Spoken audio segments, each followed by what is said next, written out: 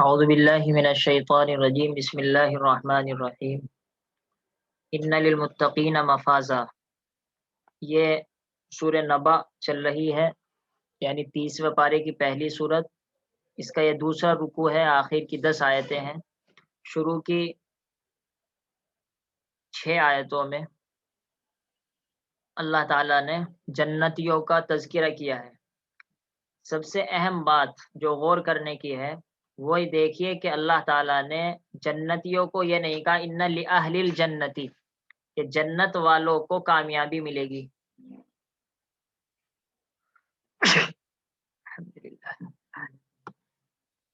بلکہ متقی کے لفظ سے ان کو بیان کیا ہے۔ یہ بھی نہیں کہا ایمان والوں کو جنت ملے گی، حالانکہ ایمان والے ہی کو جنت ملے گی، کیونکہ خالی ایمان کی بنیاد پر ڈائریکٹ جنت نہیں ملتی، بلکہ ایمان کے ساتھ اللہ کا ڈر ہو، اس ڈر کی وجہ سے نیکی آدمی کرتا ہو، اس ڈر کی وجہ سے گناہوں سے بچتا ہو، تب جا کر جنت ملتی ہے۔ اسی وجہ سے کہا جاتا ہے کہ اللہ تعالیٰ جہاں بھی جنت کا تذکرہ کرتے ہیں وہاں خالی ایمان کی بنیاد پر جنت کا تذکرہ نہیں کرتے۔ آپ سورہ رحمان پڑھ چکے ہیں، وہاں پر آیا تھا ولیمن خاف مقام ربی، اس آدمی کے لیے جو اپنے رب کے سامنے کھڑا ہونے سے ڈرتا ہو۔ جنتان، 2 باغ ہیں۔ سورہ واقعہ میں آیا، سورہ واقعہ میں تو اعمال کا تذکرہ نہیں آیا پایا تھا، بس وہاں پر اصحاب الیمین، السابقون السابقون آیا تھا۔ اس کے بعد یہاں پر دیکھ لیجئے ان للمتقین قرآن نے فرمایا۔ تو جب تک کہ اللہ تعالیٰ کا ڈر اور خوف نہ ہو تو گویا کہ جنت کا آدمی مستحق نہیں ہو سکتا۔ ان تمام آیتوں میں اس طرف اشارہ ہے۔ سب سے بڑی بات اللہ تعالیٰ نے یہاں پر ذکر کیا ہے کہ کامیابی ملے گی۔ ہر آدمی یہ سوچتا ہے کہ میں اپنے مقصد میں، اپنے ٹارگیٹ میں کامیاب ہو جاؤں، تو اللہ تعالیٰ فرماتے ہیں اگر کامیابی چاہتے ہو تو تقوی اختیار کرو، بغیر تقوی کے کامیابی نہیں ملے گی۔ دیکھیے یہ ہے ہمارا معیار قرآن۔ مال ہمارا کامیابی کیا ہے؟ لوگوں کے مختلف ذہن ہیں، مختلف سوچ ہے، مختلف تحقیقات ہیں۔ ہر آدمی کامیابی الگ الگ چیز کو کہتا ہے، سمجھتا ہے، لیکن ظاہر سی بات ہے ہم تو قرآن کریم کے تابع ہیں، اللہ تعالیٰ کے بندے ہیں، تو اللہ کس کو کامیابی کہہ رہے ہیں یہ آپ کے سامنے ہے۔ تقوی اختیار کرنے والوں کے لیے کامیابی ہے، مرد ہو یا عورت ہو، عرب کا رہنے والا ہو یا ہندوستان کا رہنے والا ہو، خوبصورت ہو یا بدصورت ہو، مالدار ہو یا غریب ہو، گھر اچھا ہو یا غریب گھرانہ ہو، کچھ بھی ہو، اس کا اللہ تعالیٰ کے یہاں کوئی چیز نہیں۔ متقیوں کے لیے کامیابی ہے، ایک لفظ ہے اور ساری دنیا کے مسائل کا حل ہے۔ ہر آدمی یہ کہتا ہے میں کامیاب ہو جاؤں، لیکن یہ بھی تو دیکھو کامیابی قرآن نے کہی کسے ہے، یہی ہم کو سمجھنا ہے اور یہی دوسروں کو سمجھانے کی کوشش کرنی ہے۔ حدائق و عنابا، اس کامیابی کی تفصیل بیان کی ہے کہ باغ ملیں گے۔ یہ بھی بات بار بار آتی ہے کہ اللہ تعالیٰ جب بھی جنت کا تذکرہ کرتے ہیں باغوں کا تذکرہ ضرور کرتے ہیں، کیونکہ باغ کے اندر جا کر آدمی کی طبیعت کے اندر نشاط، خوشی، مسرت، کھلا ہوا پن، یہ سب باتیں پیدا ہو جاتی ہے باغ کے اندر جاتے ہی، کیونکہ عام طور پر باغ میں ہریالی رہتی ہے اور ہوا بھی اچھی چلتی ہے، پھل ملتے ہیں، وہاں کا موسم اچھا ہوتا ہے، اور عام طور پر باغ کے آس پاس نہریں جاری رہتی ہیں۔ تو ان تمام باتوں کی وجہ سے، کیونکہ دنیا میں باغ کو بہت ہی زیادہ عمدہ حصہ، گھومنے کی جگہ، انجوائے کرنے کا موقع مانا جاتا ہے، اس وجہ سے اللہ تعالیٰ ہر جگہ جنت، جنت نام ہی باغ کا ہے، جنت کا نام ہی جنت رکھا ہے کہ وہاں باغ ہی باغ ہیں۔ وَأَعْنَابًا، اور انگور کی بیلیں بھی ملیں گی۔ یہ بھی بات پہلے آ چکی ہے کہ اعناب اللہ تعالیٰ انگور کو خاص طور پر اس وجہ سے بیان کرتے ہیں کہ انگور بہت زیادہ عرب والے استعمال کیا کرتے تھے، تو اس وجہ سے اللہ تعالیٰ نے انگوروں کا تذکرہ کیا ہے۔ وَكَوَاعِبَ تَرَابًا، اب نوجوان مردوں کے لیے تو ظاہر سی بات ہے کھائے پیے کے علاوہ کچھ اور بھی چاہیے، تو اللہ تعالیٰ نے آیت نمبر 33 میں اس کو بھی بیان کیا ہے۔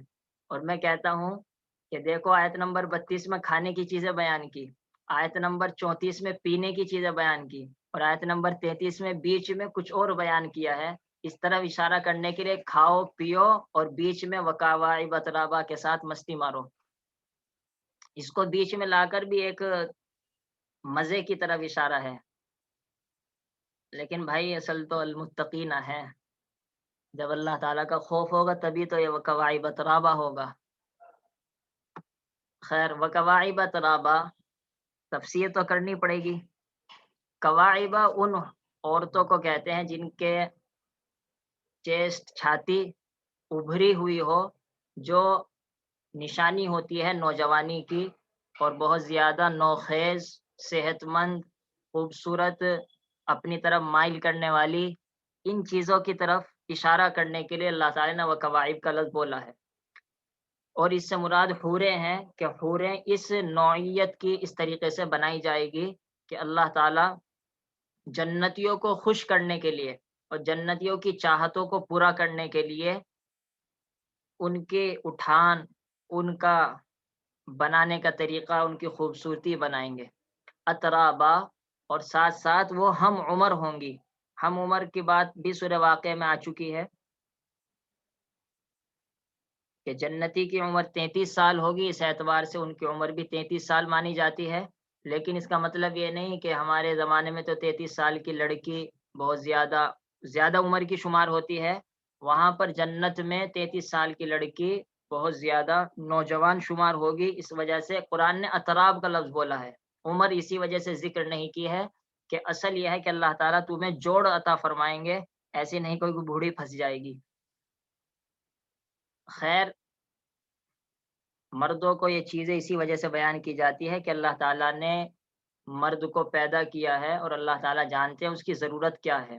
اس طرح کھانا پینا ضرورت ہے، اسی طریقے سے یہ چیز بھی ضرورت ہے۔ اس وجہ سے اللہ تعالیٰ یہ چیزوں کو بیان کرتے ہیں تاکہ آدمی دنیا میں لڑکیوں کی طرح مائل نہ ہو اور یہ سوچے کہ جنت میں میرے لیے یہ چیزیں تیار رکھی ہیں تو میں ان کی طرف کیوں مائل ہوں۔ اور لڑکیوں کے لیے یہ بات ہے کہ وہ خود ان وکواعب اترابا، ابھری ہوئی نوخیز عمر اور ہم عمر لڑکیوں کی سردار اور رانی بن کر رہے گی، تو ان کو نوکرانیوں سے کہیں ہزار گنا خوبصورتی اور عزت دولت ملنے والی ہے۔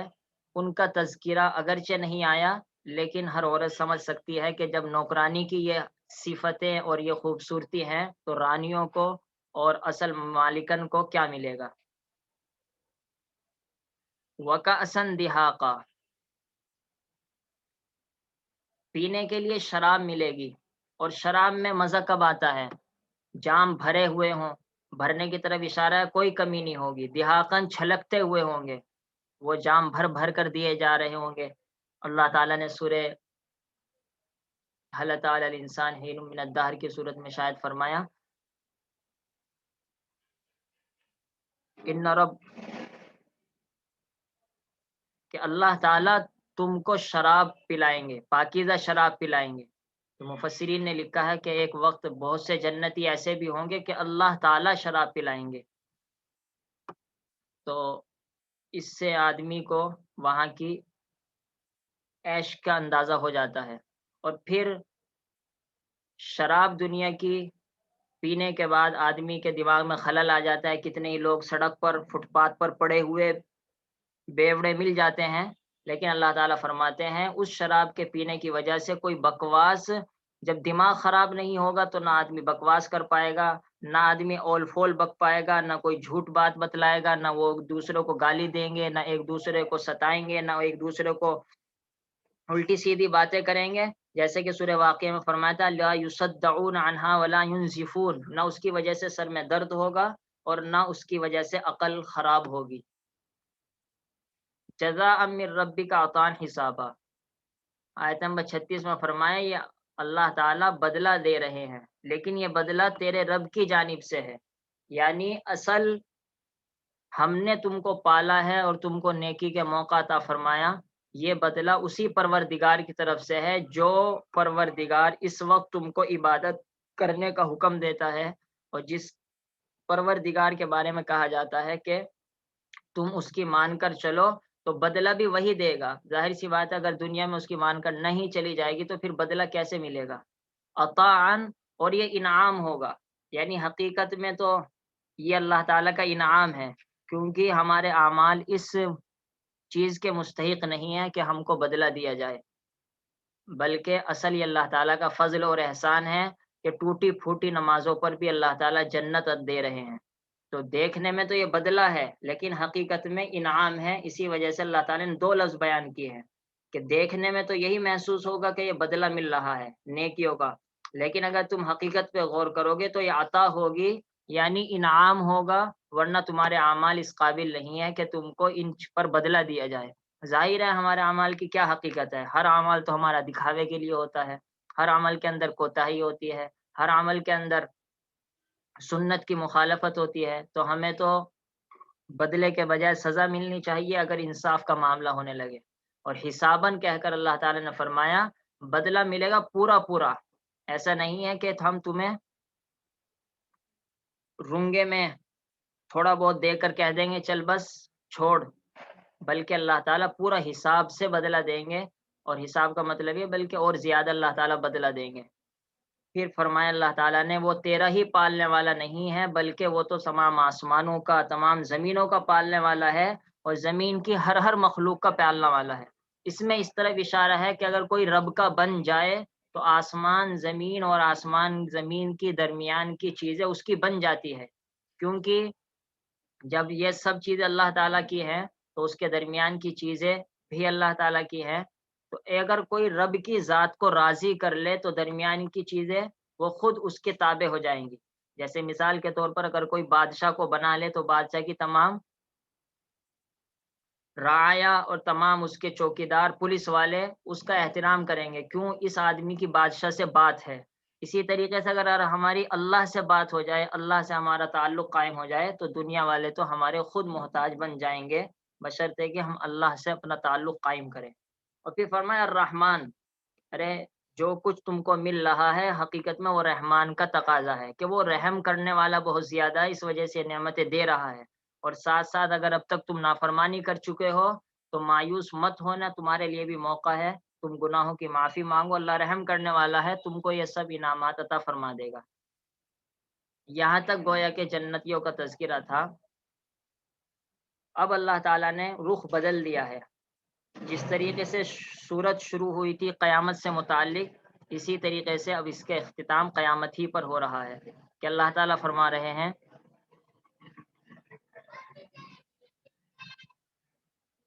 یوم لا یملکون من خطابہ، کوئی بھی انسان اللہ تعالیٰ اس وقت اتنے جلال میں ہوں گے، اتنے غصے میں ہوں گے کہ کسی کی ہمت نہیں ہوگی اللہ تعالیٰ کے سامنے بول سکے۔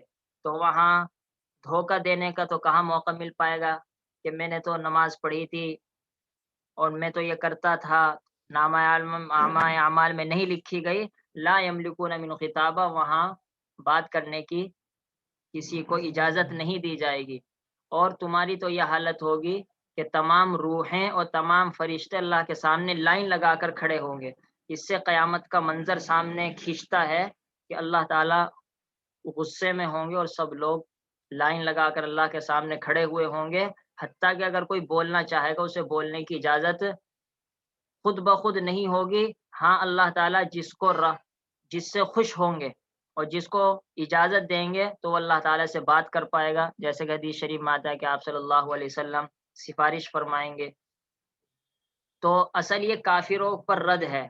مشرکین اور کافر کہا کرتے تھے کوئی بات نہیں، قیامت میں ہمارے بت، ان کا اللہ کے یہاں بہت مقام ہے، یہ ہماری سفارش کریں گے اور ہمیں چھٹوا لیں گے، ہم کو جہنم میں جانے نہیں دیں گے۔ اللہ تعالیٰ فرماتے سفارش تو بہت دور کی بات، یہ تو وہاں چوں بھی نہیں کر سکتے، یہ تو وہاں بول بھی نہیں پائیں گے۔ ہاں اللہ تعالیٰ جن کو اجازت دیں گے، نبیوں کو اور دوسرے اللہ تعالیٰ کے پسندیدہ بندوں کو، ان کو اجازت دی جائے گی، بشرطے کہ وہ بھی صحیح صحیح بولیں، وہاں کسی کو غلط بولنے کی اجازت نہیں ہوگی۔ پھر آخر میں اللہ تعالیٰ نے فرمایا ذالک الیوم الحق، یہ تمہارے سامنے جنت کا بھی بیان آ گیا، جہنم کا بھی بیان آ گیا۔ یہ ہے اصل برحق دن، سچا دن، جس دن دودھ کا دودھ پانی کا پانی ہو جائے گا۔ لہٰذا اب بھی تمہارے پاس وقت ہے کہ اپنے رب کے پاس ٹھکانہ بنا لو۔ ٹھکانے کا کیا مطلب؟ ٹھکانے کا مطلب یہ ہے کہ ایک آدمی کا اگر گھر ہو تو وہ سکون سے رہتا ہے کہ میرے پیچھے گھر ہے، آرام سے جاؤں گا وہاں جا کر سو جاؤں گا، اور ایک مسافر ہو جس کا کوئی گھر نہ ہو تو وہ پریشان رہتا ہے۔ تو زندگی ایسی گزارو کہ مرنے کے بعد سکون رہے کہ ہاں ہمارا تو اللہ وہاں پر موجود ہے، ہمیں آرام سے ٹھکانہ دے دے گا، اور اگر گناہوں کی زندگی گزاری ہوگی تو آدمی کو کیا سکون مل پائے گا؟ نعوذ باللہ قبر میں جاتے ہی دوسری نوعیت کے عذاب شروع ہو جائیں گے۔ تو جس طرح جس آدمی کا ٹھکانہ ہوتا ہے وہ سکون سے رہتا ہے، انسان اگر اللہ والا نیک بن جائے تو اسے بھی مرنے سے ڈر نہیں لگتا، کہے گا ہاں مرنے کے بعد اللہ کے پاس تو ہمارا ٹھکانہ پہلے سے بنا ہوا ہے۔ انا انذرناکم عذابا قریبا، اللہ تعالیٰ نے پھر آخری آیت میں فرمایا دیکھو ہم نے جنت بھی بیان کر دی، جہنم بھی بیان کر دی، قیامت بھی بیان کر دی، اپنی نعمتیں بھی بیان کر دی، اپنی قدرتیں بھی بیان کر دی، اور پھر ہم تمہیں کہہ رہے ہیں ہم مرنے کے بعد تمہارے اوپر مصیبت آنے والی ہے، خصوصاً کافروں پر اور نافرمانوں پر۔ ہم پھر آخر میں جاتے جاتے کہتے ہیں کہ ہم تم کو قریبی عذاب سے بتلا چکے ہیں، اس دن